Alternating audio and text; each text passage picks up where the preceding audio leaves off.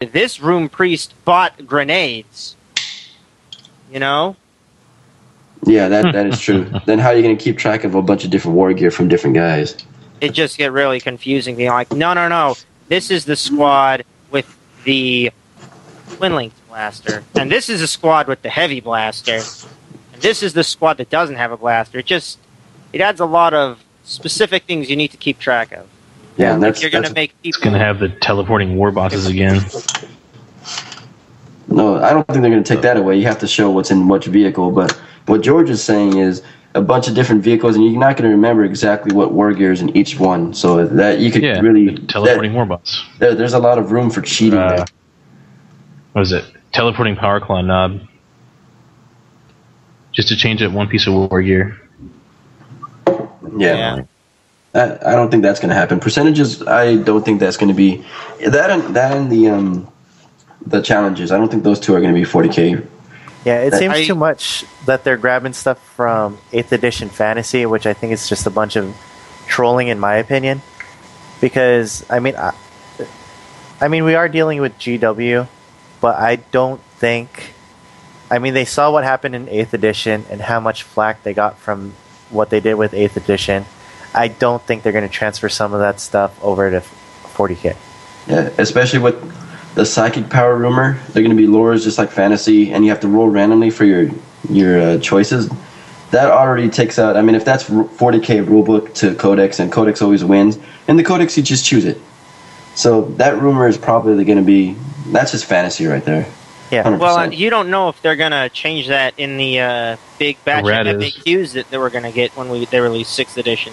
That could be true also. But I don't think that's way too much. That's way too much randomness. That being said, I really like the rumor that any unit would have a 6+ save against the psychic power. That's cool. That's okay with that, because there's a lot of really stupid psychic powers in the game, and when they can just say, well, your psychic hood is too far away, or you didn't bring one, so now you just have to deal with it.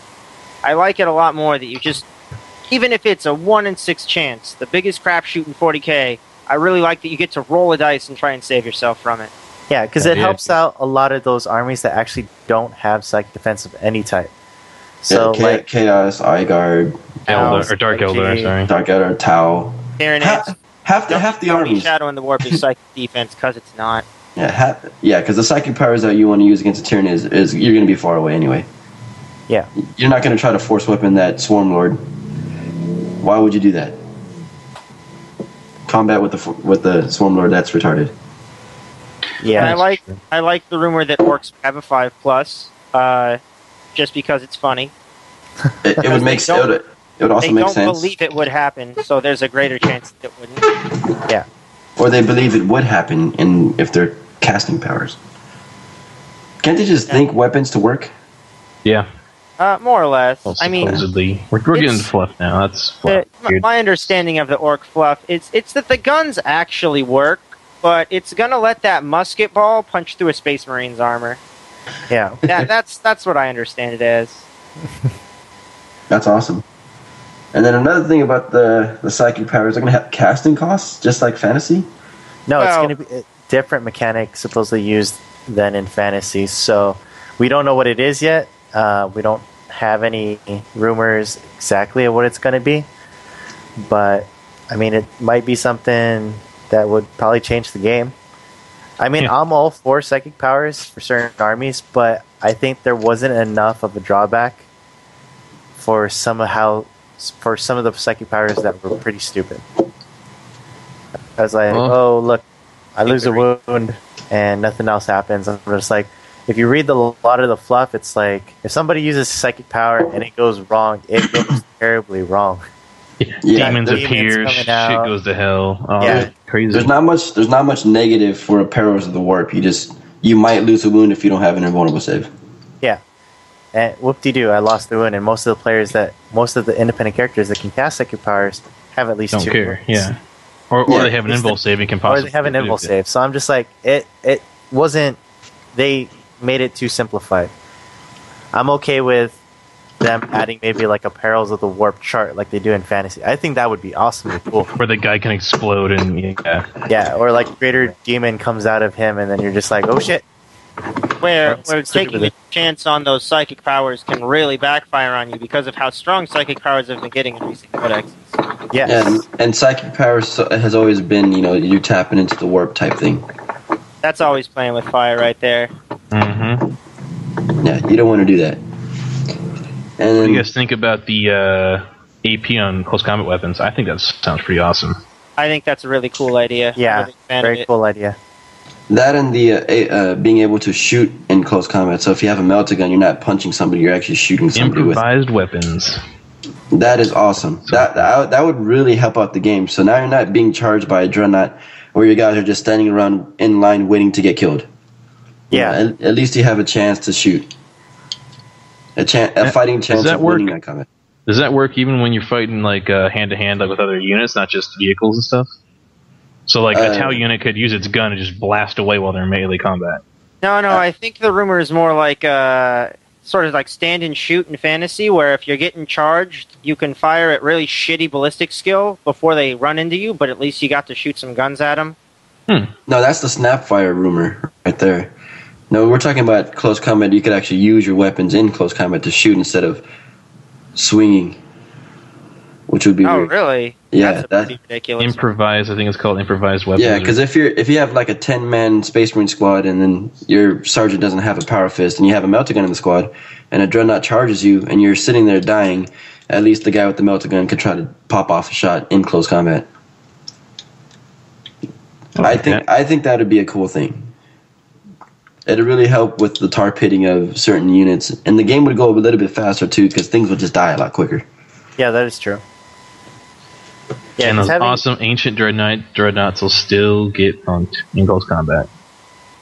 Yeah, I mean, because you'll have situations where like you have like 50-man blob squads that can't do anything to a dreadnought. They can't do anything to a dreadnought, or even to a monstrous creature if they're top 7, and they're kind of just stuck there, and you wanting them to run away, but because they're only losing by maybe like 1 or 2, and they have a commissar, I mean, you can't do jack shit about that.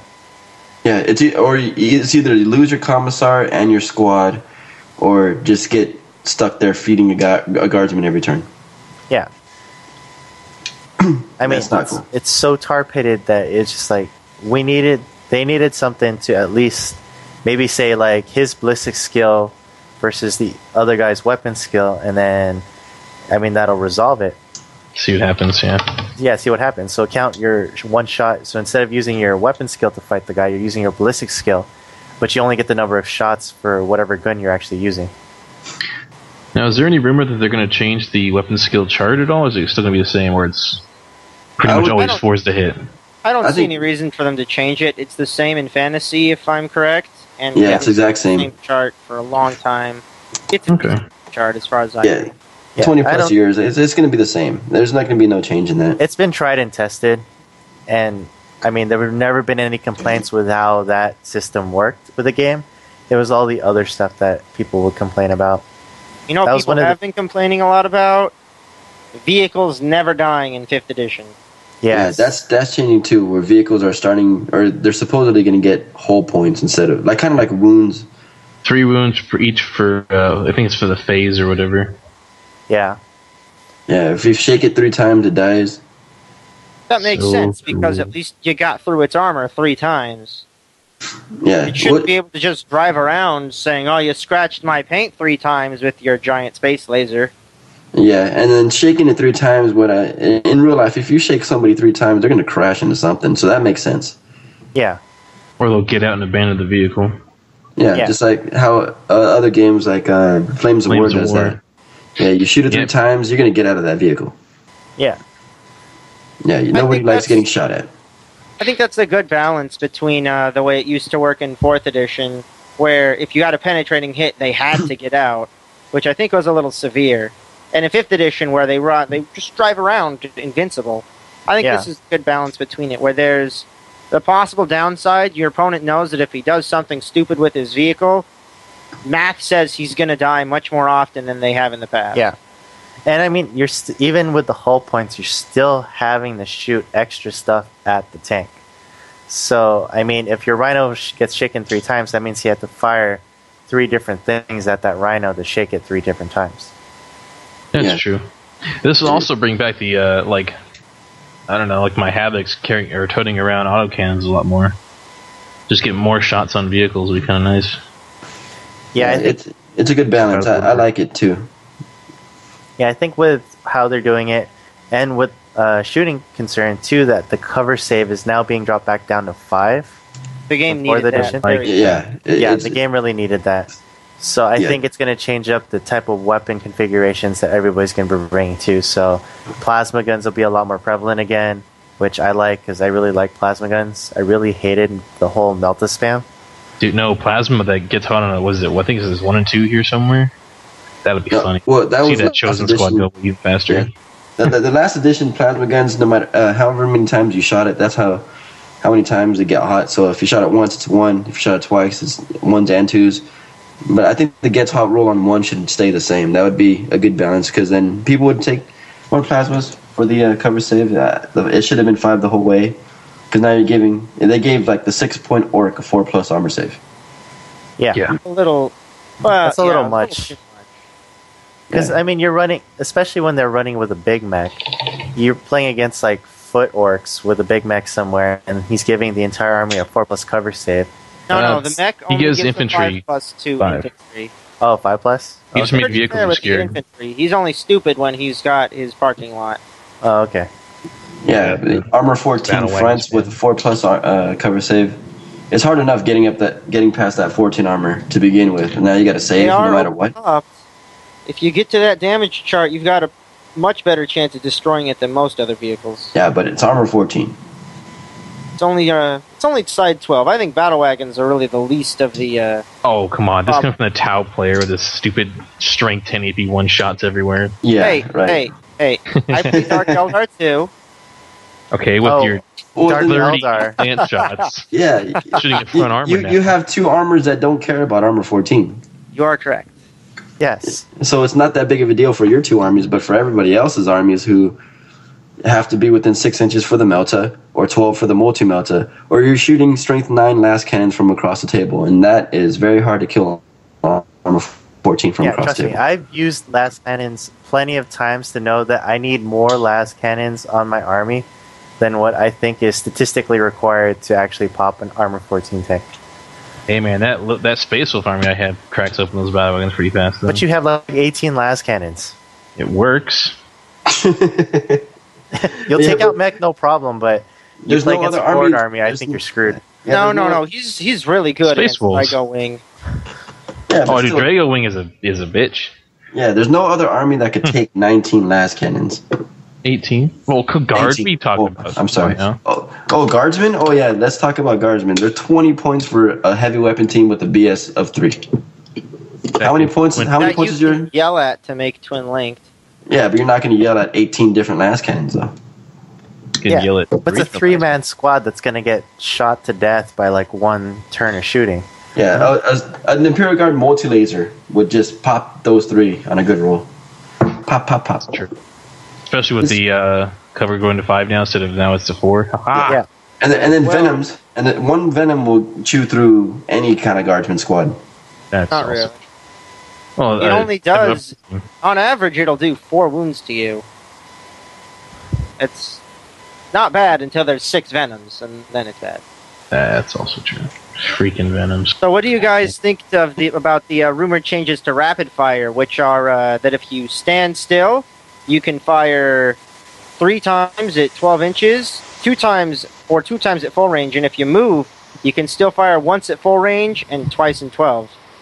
My Chosen Squad just got much happier with those plasma. I think that would be a good mechanic because that's the way, in my mind, how rapid fire weapons should work. Because if you're running, you're still going to be able to. If there's no enemies around, you're going to want to shoot full range anyway. So I think that's a good rule change. Yeah, I feel like rapid fire weapons have become very weak recently. I mean, almost all of the really strong armies don't really use the rapid fire weapons except for guard because they come attached to guardsmen. Yeah, you have no choice really. And then even with guard, speaking of guard, if that really happens, stationary fire 3 times and you first rank, second rank, you get 4 shots for every Laskin. So that'll just show your opponent why they're stupid for ending within 12 inches of you. That's retarded, yeah. And then 3 times